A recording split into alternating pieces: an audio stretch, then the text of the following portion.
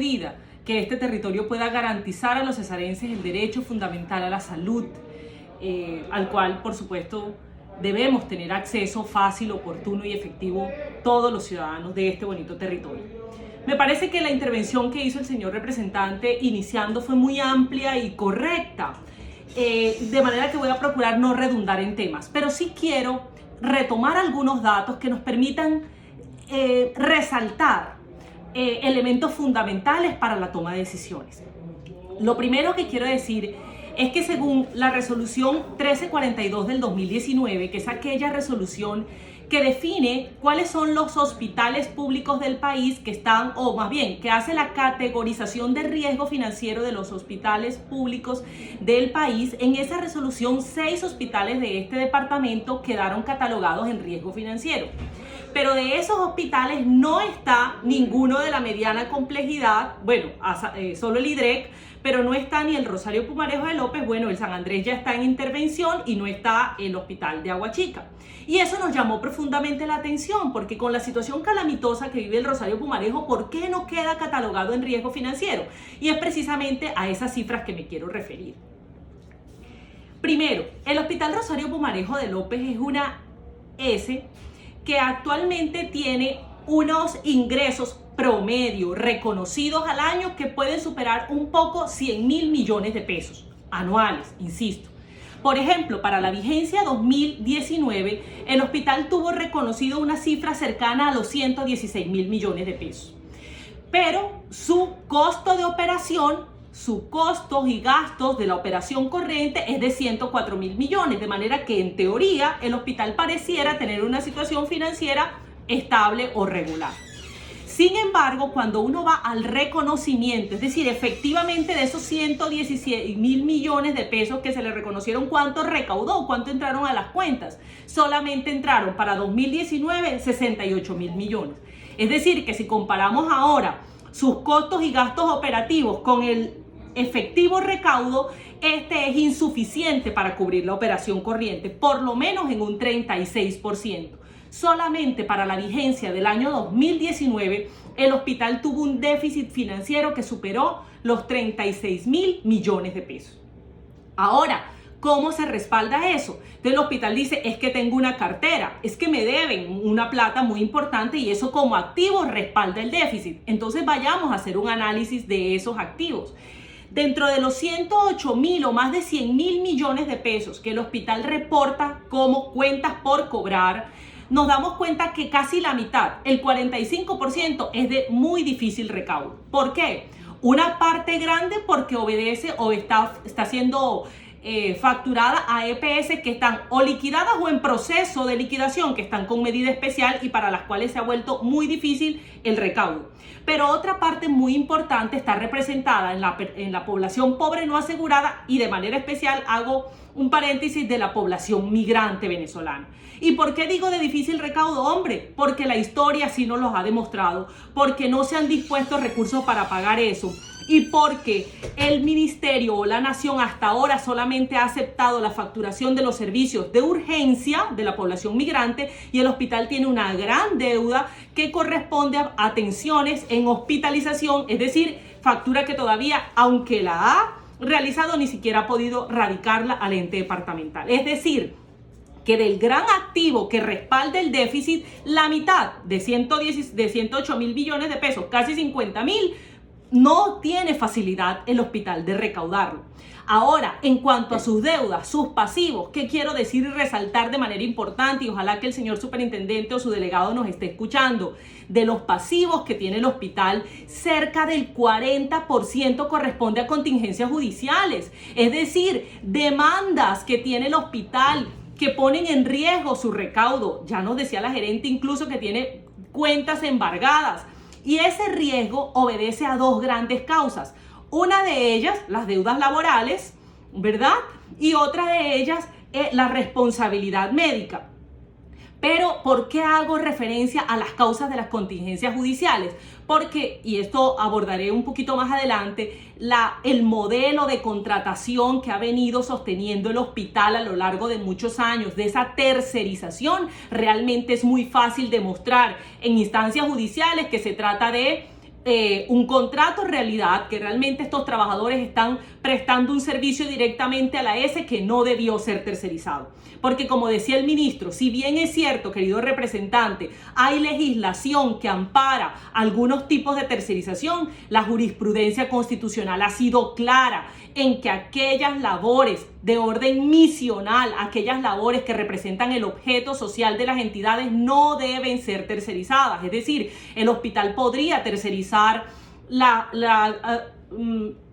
labores administrativas, las labores de mantenimiento, las labores de vigilancia, de aseo, de lavado, de restaurante, etcétera, pero no a sus médicos y enfermeras, no la prestación del objeto social, y por eso es muy fácil vencerlo en instancias judiciales, y ahí el gran riesgo de pasivos que tienen que ver con contingencias judiciales. Entonces, en ese escenario está demostrado que el hospital tiene un gran déficit de su operación corriente. El hospital no es capaz con su recaudo de sostener su operación anual, que su cartera mayoritariamente es de difícil recaudo y que sus pasivos que pudieran haber sido controlados cambiando ese modelo de contratación, al contrario, están tendiendo a crecer cada vez más, sobre todo por lo que está pasando hoy de despidos de trabajadores, seguramente justificados, como lo decía la señora gerente, en la situación de insolvencia que tiene el hospital para cumplir sus compromisos, pero que finalmente, lamentablemente, va a tener que pagar el hospital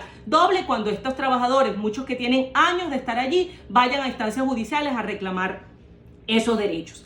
Entonces, primero, esa situación financiera. Lo segundo, hombre, la situación laboral, insisto, ya que hay representantes del Ministerio del Trabajo, a los trabajadores del Hospital Rosario Pumarejo de López se les está no solamente maltratando, sino que se están utilizando unas figuras que, en mi parecer, y esto lo digo con mucho respeto, falsifican además, señor representante, ese modelo de la asociación sindical.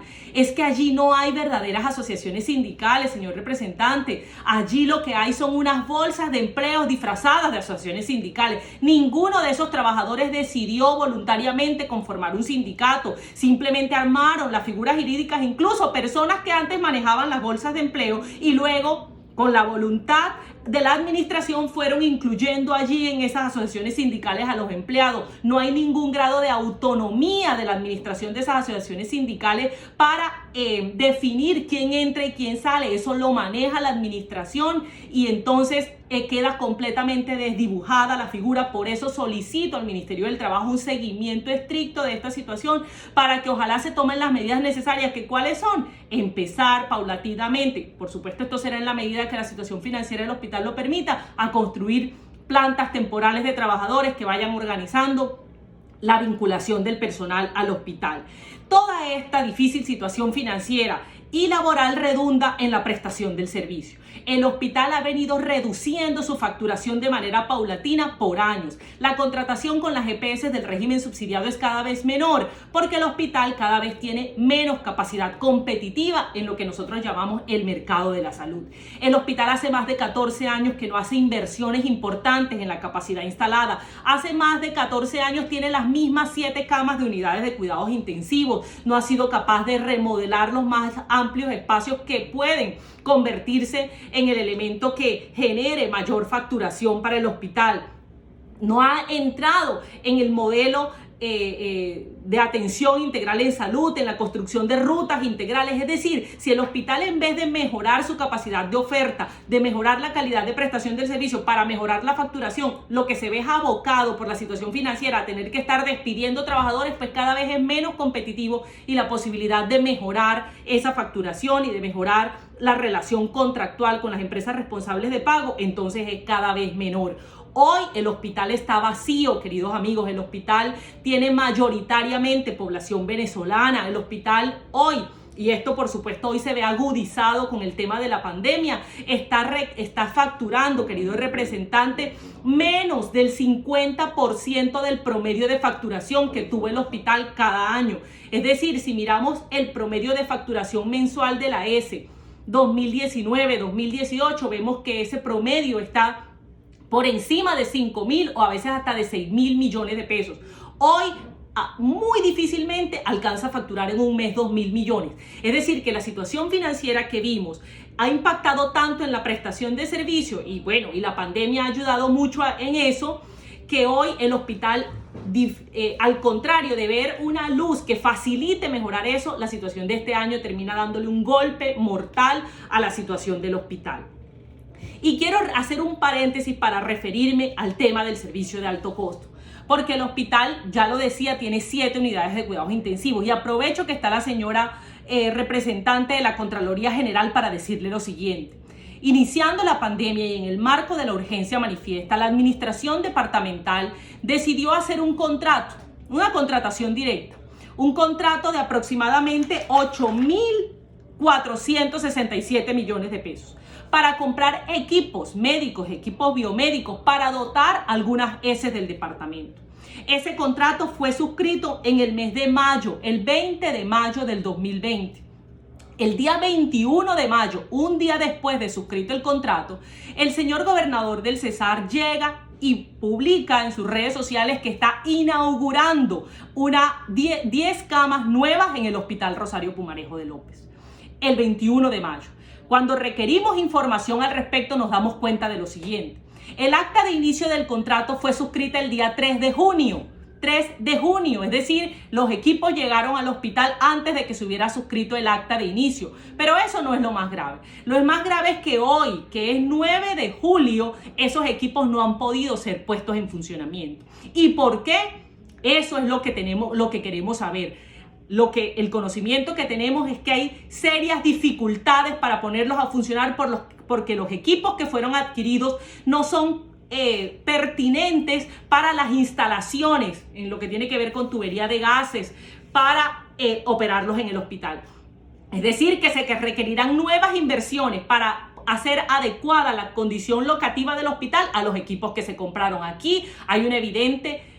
Puede haber, voy a ser responsable en eso, una irregularidad en la planeación de ese contrato. ¿Y cuál es lo grave de eso? Que a esta altura toda la red pública hospitalaria del Cesar solamente sigue teniendo 7 unidades de cuidados intensivos en funcionamiento.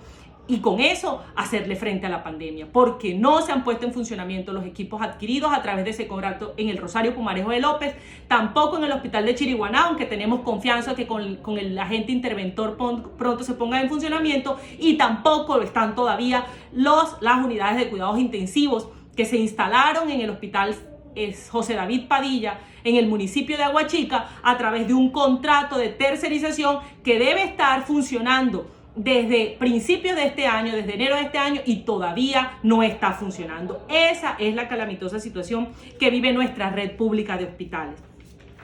Quiero decir entonces, especialmente al señor superintendente delegado, las siguientes cosas. De acuerdo al artículo 68 de la Ley 715 de 2001, la Superintendencia de Salud podrá tomar medidas, incluyendo entre ellas la intervención forzosa administrativa, para administrar entidades vigiladas. Y nosotros consideramos que la situación del hospital hoy cumple en mucho con las condiciones que se requieren para eso. Y voy a resumirlas de la siguiente manera. Primero, tiene procesos judiciales enormes que afectan su flujo de recursos. Segundo, tiene una cartera de deudas que corresponden a EPS en liquidación y no permiten conocer la situación financiera real, y por eso nunca el hospital queda catalogado en riesgo financiero en las resoluciones que así catalogan desde el Ministerio de Salud. Tercero, no logra niveles adecuados de facturación, no logra un nivel de facturación y recaudo que le permita cubrir con sus obligaciones en la operación corriente. El hospital es insostenible en su operación corriente. Las deudas del hospital solamente para la vigencia 2019 del déficit superó, como ya lo dije, 36.000 millones de pesos. Entonces esto significa que se encuentra en un profundo y muy serio desequilibrio operacional, pues sus costos y sus gastos son superiores a su recaudo. No ha logrado además acogerse de manera importante a las diferentes alternativas que ha dado el gobierno nacional, como por ejemplo la compra de cartera, en la que fue muy poco significativa la operación de compra de cartera lograda con respecto a sus altos pasivos, su alto nivel de pasivos laborales corrientes que superan, en el último informe, superan los 12.000 millones de pesos. Y tampoco existe, no ha existido por parte de la administración departamental un plan de salvamento, un plan de medidas que disponga recursos para mitigar la crisis. Recordemos que en el marco de la emergencia, uno de los decretos expedidos por el presidente de la República definió que las entidades territoriales podían hacer traslado de recursos, definir nuevas fuentes para llevarlos a aquellas acciones que fueran para paliar la crisis, para atender la pandemia, y eso no ha sucedido en el departamento del Cesar. Insisto en que los procesos judiciales en firme afectan el flujo de recursos de la ESE. Y un dato, en el último informe presentado por el doctor Almeida Quiroz, último gerente de la ESE en el mes de febrero, en un debate en la Asamblea Departamental, dijo que si bien las deudas en contingencias judiciales estaban en los estados financieros por aproximadamente 26 mil millones de pesos, la verdad es que el riesgo puede ser el doble de eso, gracias a los procesos que se encuentran en diferentes instancias judiciales y que, aunque todavía no han sido falladas, son un gran riesgo para el hospital. El área asistencial no ha podido hacer inversiones importantes en los últimos años, ya lo decía, no ha crecido en la alta complejidad. El servicio de maternidad es uno de los grandes ejemplos, siempre ha sido un orgullo para la ESE, de las cosas más sobresalientes del hospital. El servicio de maternidad hoy está lleno de nuestras hermanas venezolanas y no estamos ni siquiera atendiendo aquellos servicios que muchas veces nos han hecho sentir orgullosos al hospital. No ha habido, lamentablemente, un adecuado relacionamiento entre la ESE y las entidades responsables de pago. Hablo específicamente de las EPS, para mejorar año a año su contratación y su facturación. Entendemos, la gerente que hoy se ha hecho presente aquí es una gerente que tiene 3 meses. Ella recibe toda esta situación difícil han sido problemas acumulados a lo largo de muchos años. Pero con estas razones, lo que tenemos lamentablemente que concluir es que hoy la ESE, el Hospital Rosario Pumarejo de López, es inviable para su sostenimiento, para su operación corriente. No tiene capacidad, no tiene capital de trabajo, tiene un gran desequilibrio operacional y le falta claridad sobre acciones para poder solventar el financiamiento de esas acciones que hemos mencionado. Con este panorama, queremos pedirle al señor superintendente de salud, a quien además le agradecemos su gestión, su dinámica para sacar adelante los problemas del sector salud en este país, que atienda con medidas de aquellas de las cuales le ha facultado la ley para ayudarnos a sacar adelante esta institución, que es de las más importantes, o tal vez la más importante como institución de salud en el departamento del Cesar. Cierro capítulo Rosario Pumarejo de López para hacer 2 referencias con respecto a los otros hospitales de mediana complejidad. Hospital San Andrés de Chiriguaná vivía una situación muy similar a esta, hasta que en el año 2018 la superintendencia tomó la decisión de intervenirlo. Y hoy nos sentimos más tranquilos, porque sabemos que todavía hay mucho por mejorar, muchísimo. Pero hoy el hospital pasó de ser un puesto de salud que solamente prestaba baja complejidad a tener la mediana complejidad habilitada, completa, y muy pronto, ojalá, la alta complejidad. Ha aumentado casi un 40% su facturación, ha mejorado el recaudo, no le debe a sus trabajadores. Es decir, nos demostraron que la intervención funciona y esa medida creemos que puede salvar al Hospital Rosario Pumarejo de López. Y con respecto al Hospital de Chiriguaná, señor superintendente, señora contralora o delegada de la Contraloría, la siguiente nota que quiero que atiendan para que lo sigamos, para que lo acompañemos y miremos qué se puede hacer. El hospital de Aguachica, José David Padilla Villafañe, es uno de los, tal vez el único hospital de la red del Cesar que hoy tiene una situación financiera relativamente estable. ¿Por qué? Porque su recaudo hoy le está dando para cubrir su operación corriente, y eso es bueno. Va al día con sus trabajadores y ha venido creciendo en la operación asistencial. Pero en el año 2014 este hospital suscribió un contrato de operación para la alta complejidad. A través de una invitación pública seleccionó a una clínica privada, a un operador privado, para que se hiciera cargo de la unidad de cuidados intensivos. Y ese convenio, esa alianza estipuló en términos concretos lo siguiente: que ese operador privado trabajaría la unidad de cuidados intensivos por su cuenta y riesgo, es decir, colocaría los equipos, haría las adecuaciones locativas, colocaría la capacidad financiera para echarlo a operar, contrataría el recurso humano, contrataría el servicio y le pagaría al hospital un canon de arrendamiento y un valor de la facturación mensual que debía pagar a máximo 60 días una vez generada la factura. Esas fueron las condiciones del primer contrato. Como el hospital duró 6 años en remodelación, no se había puesto en funcionamiento la UCI. En enero de este año empezó la operación del hospital y se inauguró la UCI. Estamos en julio y todavía no se están atendiendo pacientes allí. Y nos preguntamos por qué. ¿Por qué si hay un contrato firmado? Y ya dije las condiciones. Y cuando vamos a ver por qué, nos damos cuenta que el operador, el aliado, le solicitó al hospital José David Padilla una modificación del contrato de alianza. Y fíjense, la modificación dice: a partir de ahora solicito que constituyamos una unión temporal. Pero en las condiciones de constitución de la unión temporal dice: para facturar cualquier servicio, todos los servicios incluidos en el plan de beneficios en salud. Y dice que la unión temporal podrá facturar no solamente lo contemplado en la unidad de cuidados intensivos, sino todos los servicios derivados o relacionados con ella. Es decir, que un paciente que entra a la UCI y sale para hospitalización o para la ambulancia o para el laboratorio, para cualquier entidad, empieza a ser facturado por la unión temporal. Y que esa unión temporal, administrada por supuesto por un representante escogido de una junta conformada entre el aliado y el hospital, tendrá la facultad de definir tarifas, de recaudar y de definir la operación de los recursos recaudados. Esto, a nuestro modo de ver, es peligroso para el hospital, puede ser lesivo para los intereses del hospital, que, como ya anotaba, es uno de los pocos que ha venido sacando adelante su operación corriente, financiera y asistencial en términos adecuados. Y por eso pedimos acompañamiento a esa solicitud de modificación que entendemos tiene, digamos, como la